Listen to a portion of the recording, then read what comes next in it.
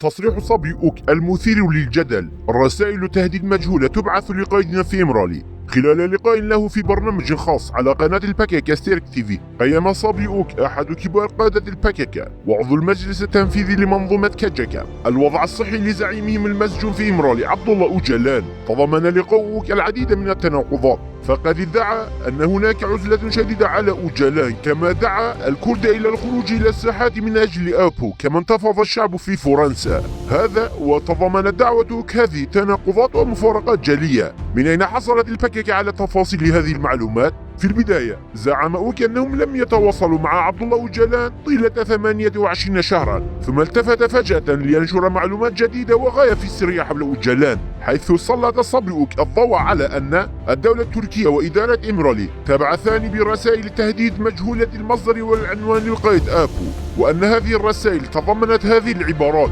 سنسممك بأشد نوع من السموم وستموت بهذا السم القاتل، حتى الحشرات التي ستأكل جسدك الميت ستموت بهذا السم. كما تضمنت الرسائل: ستموت يوما فيوم لكنك لن تحس بذلك. تصريحات صبري أوك أصبحت محط نقاش وجدل بين الكرد، فالرأي العام يتساءل: لو لم تكن هناك لقاءات مع أوجلان، فمن أين حصل صبري أوك على هذه المعلومات الخاصة؟ فمنذ عام 99 نشرت الباكيكا آلاف تصريحات على أن هناك عزلة شديدة في إمرالي، وأن الأخبار انقطعت عن القائد، وأن أوجلان يتعرض لتعذيب نفسي وجسدي، وأنه تعرض للسم وإلى آخره. لكن ظهر بعدها الزيف وكذب هذه المعلومات، وأن أوجلان لم يتعرض لا لتعذيب أو سم، علاوة على أن علاقاته لم تنقطع يوما بتنظيماته. فعلى سبيل المثال، في 24 آذار عام 18 وبعد أيام قليلة من انسحاب الباكيكا المخزي من عفرين والاحتلال التركي للمدينة، أصدرت الباكيكا بيانا قالت فيه: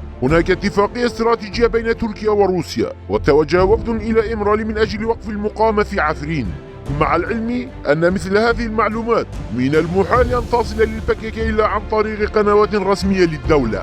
ويذكر أنه بين عامي 2010 و12، وعندما انتشرت شائعات حول وجود عزلة شديدة في إمرالي، التقى كبار قادة الباكيكا مع كبار مسؤولي المخابرات التركية ميت، وأن الرسائل كانت تبعث من إمرالي لقنديل بشكل يومي. كما أن صبري أوك شخصية هامة، فقد قال عنه عبد الله أوجلان: صبري أوك ممثل لتركيا، فعندما كان أوجلان في إمرالي كثيرا ما التقى به صبري أوك واجتمع معه. كما يعد صبري أوك الشخص المعتمد والموثوق به من قبل المخابرات التركية أيضا، ولم تنقطع علاقاتها بهذا الشخص إطلاقا.